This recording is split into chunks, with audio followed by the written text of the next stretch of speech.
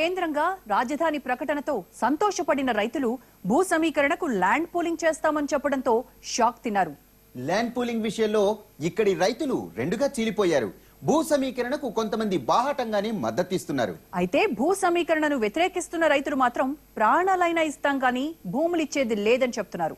రాజధానిగా ప్రకటించిన తుళ్లూరు, మంగళగిరి, అమరావతి మండలాల్లో ఇప్పుడేం జరుగుతోంది? అందరికీ న్యాయం చేస్తామని ప్రభుత్వం ప్రకటించిన రైతుల ఆగ్రహం ఎవరి మీద?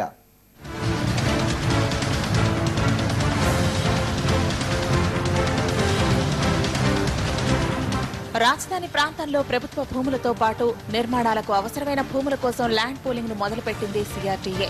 ఇందులో భాగంగా 34,730 ఎకరాలు అందుబాటులో ఉన్నట్లు అంచనా వేశారు అధికారులు.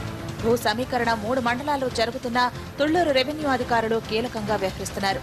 రాజధాని పరిసర ప్రాంతాలు, అందులో భూముల వివరాల గురించి ఓ మ్యాప్ ను రూపొందించారు.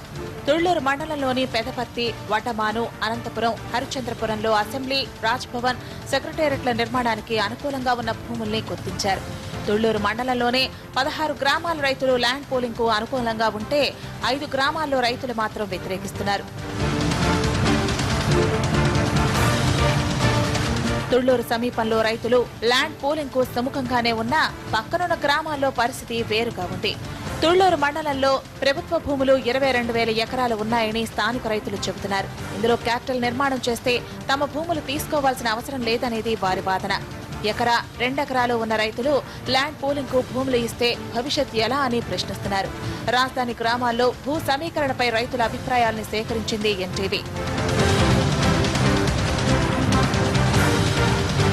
ప్రస్తుతం నేను ఇటు ఉండవల్లి, అటు పెనుమాక గ్రామాల మధ్య ఉన్నటువంటి బోర్డర్లో ఉన్నాను. అయితే ఇక్కడ ఉన్నటువంటి రైతులు ల్యాండ్ పూలింగ్కి సహకరించలేదని చెప్పి అంటున్నారు. దాదాపు ఈ 2 గ్రామాలకు సంబంధించినటువంటి రైతులకు సంబంధించి 2,500 ఎకరాల భూములు ఉన్నాయి.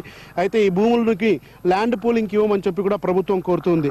అయితే దాదాపు 500 మంది రైతుల కుటుంబాలు, అలాగే రైతు కూలీలు కూడా ఈ భూముల మీద డిపెండ్ అయ్యారని చెప్పి కూడా ఇక్కడ ఉన్నటువంటి రైతులు వాదిస్తున్నారు. ఇక్కడికి వచ్చే ప్రభుత్వ అధికారులు కూడా ఇక్కడ ఉన్నటువంటి రైతులు ఒక స్పష్టమైనటువంటి ప్రకటన, అలాగే స్పష్టమైనటువంటి వర్షం చెప్పడం జరుగుతుంది. ల్యాండ్ పూలింగ్కు మా భూములు సహకరించము, ఇవ్వలేమని కూడా అంటున్నారు. అధికారులు, నాయకులు, కమిటీ మెంబర్స్ ఎవరు మాకు సహకరించగలరని కూడా ప్రార్థన చేస్తున్నారు. దాదాపు ఏడాది పాటు పంటలు కంటిన్యూగా కొనసాగుతాయి కాబట్టి ఇక్కడ మొత్తం చిన్న సన్నకారు రైతులు ఈ భూముల మీద ఆధారపడ్డారని చెప్పి కూడా ఇక్కడ రైతులు అనడం జరుగుతుంది. ఇది వాళ్ళ ఒక ప్రకటన కూడా చేయడం జరుగుతుంది. ఇక్కడికి ఎవరు అధికారులు వచ్చినా కానీ ఇదే స్పష్టమైనటువంటి ఆలోచన, ఒక గజం భూమి కూడా ఇవ్వడానికి కుదరదని చెప్పి కూడా అంటున్నారు. అయితే ఎందుకు ఇక్కడ ఉన్నటువంటి రైతులు ఆ విధమైనటువంటి ప్రకటన చేయాల్సి వస్తుంది? ఇక్కడ పంటలు రైతులకు ఎలాంటి కల్పతరువుగా మారాయన్నది ఇప్పుడు చూద్దాం.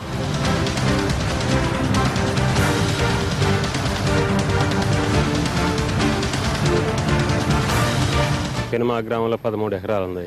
అదేవిధంగా లింగపాలెపు గ్రామంలో 10 ఎకరాలు ఉంది. మాకు మొత్తం 23 ఎకరాలు ఉంది. మాకు ఇదంతా కూడా 3 పంటలు పండే భూమి కాబట్టి మేము ఇవ్వటానికి అంతా కూడా వ్యతిరేకమే. కారణం ఏంటంటే మా ముత్తాతల నుంచి వచ్చిన భూమి ఇది. ఎక్కడో మన 2 జిల్లాల మీద కలిపి 70-80 వేల ఎకరం గవర్నమెంట్ ల్యాండ్ ఉందన్న, ఫారెస్ట్ అయితే ఏదైతే వాటిలో కట్టుకోవచ్చు కదా. మా రైతులను ఎంత ఇబ్బంది పెట్టి మమ్మల్ని తీసుకునే కన్నా చంద్రబాబు నాయుడు గారు మాయే ఇదే దేశాలు పోతుంది. ఉల్లిపాయలు కానీ, దొండకాయలు కానీ, ఖమ్మం వెళ్తున్నాయి దొండకాయలు, ఇటు హైదరాబాదు, ఇటు తిరుపతి ఇవన్నీ వెళ్తున్నాయి కూరగాయలు. ఉల్లిపాయలు కూడా అట్టనే వెళ్తున్నాయి ఇదే దేశాల్లో. ఇవే మళ్ళీ రేపు కొనుక్కోవాలంటే కిలో 500 పెట్టి కొనుక్కోవాలంటే కూలి చేసుకునేవాడు ఒకడు కొనలేరు, బతకలేరు. ఈ 2 ఊళ్ళు మమ్మల్ని వదిలిపెట్టితే బాగుంటుందని కోరుకుంటున్నాను. సో భూమి మట్టికి సెంటు భూమి కూడా ఇవ్వండి. పేనాలని ఇస్తాం కానీ సెంటు భూమి ఇవ్వము. మేము 1 ఎకరం ఆడపిల్లకి ఇచ్చాం. మాకు 1 ఎకరం ఉంది, మేమిద్దరం బతకాలి. ఆడపిల్ల రేపు ఇది పొలం గాడు కాజేస్తే ఈ ఆడపిల్ల ఇంటికి వచ్చి పడిద్ది. మేము ఏం చేయాలి? దానికి ఏం చేయాలండి దానికి? అందుకని మా పొలాలు మేము అసలు సెంటు గజం కూడా ఇవ్వమండి. ప్రాణాలని ఇదే కానీ గజం కూడా ఇవ్వం. మాకు 30 పంటలు పండుతాయండి. ఆల్రెడీ 2 కిలోమీటర్లు విజయవాడ దగ్గర, 3 కిలోమీటర్లు మొత్తం విజయవాడ సప్లై చేస్తాం, మద్రాసు సప్లై పోతాం, హైదరాబాద్ పోతాయి, మొత్తం పోతాయండి. ఈ పొలాలు పోనీ అంటే ఒక్క కూరగాయ కూడా పండేది లేదు, ఒక్క కూరగాయ కూడా పోయేది లేదు. ఇక ఇదైపోవటం. నిన్ననే చెబుతున్నాడు సిఆర్డీ సస్పెండ్ చేశానని. ఆ చట్టంలో పోలీసు వాళ్ళని కూడా ఇన్వాల్వ్ చేస్తున్నా అన్నాడు. ఈ పోలీసు వాళ్ళు ఇక్కడ ఉన్న గ్రామ ప్రజలు 26 గ్రామాలు ఉన్నాయి. ఇచ్చే గ్రామాలు తీసుకోవచ్చు, మేము కాదంటలా. కానీ రాజధాని ఇక్కడికి రావటం మాకు ఇష్టమే. కానీ ఇక్కడ గవర్నమెంట్ ల్యాండ్ 23,000 ఎకరాలు ఉంది చుట్టుపక్కల. 23,000 ఎకరాలు ఉంటే ఒక్కసాటే మొత్తం కట్టుకునే బదులు 5 కిలోమీటర్లు 10 కిలోమీటర్ల భూమి ఉంది. 10 కిలోమీటర్లు ఏ ఆఫీస్ అయినా తిరగచ్చు. కనుక ఆ గవర్నమెంట్ ల్యాండ్లో కట్టుకోవటమా, లేదు రైతులు ఇచ్చే కాడికి పోయి కట్టుకుంటే మాకు అభ్యంతరమే లేదు. కానీ కూలి పని చేసేటప్పుడు మాకు చదువు లేదు, మేము బతికేది అట్ట మరి అన్ని పోతాయి. చదువుకున్న వాళ్ళకంటే ఏదో ఒక డెవలప్మెంట్ ఏడోసార్లు లాక్కుంటారు చేస్తారు.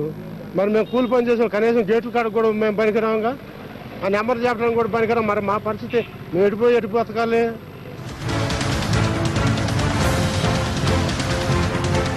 అయితే తుళ్లూరు మండలంలోని గ్రామాల రైతులు మాత్రం ల్యాండ్ పూలింగ్ కు ఒప్పుకోవడం వల్లనే తమ జీవితాలు ఊహించిన విధంగా మారిపోయాయని అంటున్నారు. తుళ్లూరు రాజధానిగా అభివృద్ధి చెందితే భవిష్యత్తు ఇంకా గొప్పగా ఉంటుందని ఆనందం వ్యక్తం చేస్తున్నారు.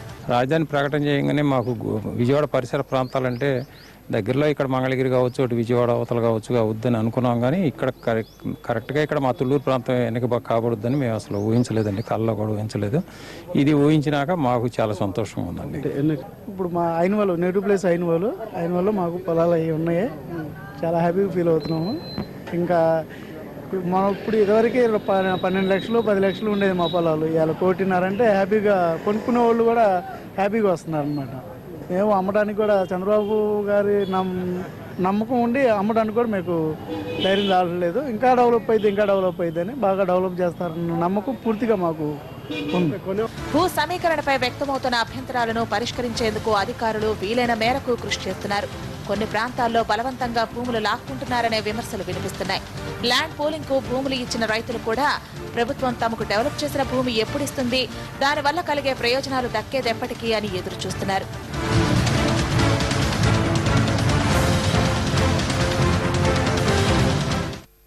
రాజధాని రిపోర్ట్లో షార్ట్ బ్రేక్.